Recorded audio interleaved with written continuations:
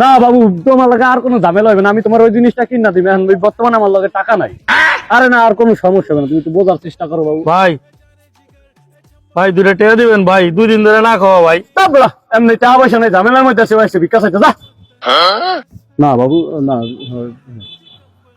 ভাই কিচ্ছু খাই নাই ভাই, 2টা টাকা ভাই। টাকা পয়সা নাই, এসে দরকার কথা যা। তো এত আছে না, কাম কাজ করে খেতে না। না বাবু, তোমার গ্যারান্টি নেই, তোমার দিনে ডিস্টার্ব করো না। না এই ভাই, এই শোনো, এদিকে আসো, এদিকে আসো, এদিকে আসো, কাছে আসো, কাছে আসো। কি ওর কাছে দেখলাম ভিক্ষা চাইলা, কিছু দেয় নাই? কিছু দেয় নাই ভাই। আরো দেখলাম চিল্লা ফাল্লা করলো, কি নিয়ে? ওই যে কি জানি হয়েছে, মোবাইলে আমার উপর রাগ দেখাইলো। তুমি গেছো কে? ও তো দেখতে দেখা যায় একটা খাটাস, ওরা তুমি চিনো না?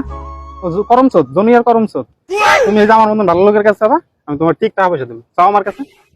ভাই 10টা টাকা দিবেন। এই শালার পুত, লেগের পর আইতে পারি না, আয়া পর তোর দেয়া প্রাস আর লেগা। এই এত সব ঠিক আছে, হ্যাঁ বদনাম করো না, কেমন করে যাও। আরে ইয়ার কি করলাম, তুমি ভয় পাইছো?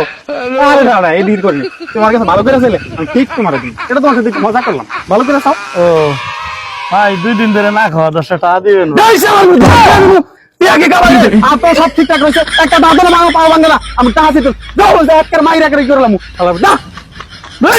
শালার ভিক্ষাই করবো না, দরকার হইলে ইটালি লিবিয়া লিবিয়া সাগরে যাই ডুবো মরুম।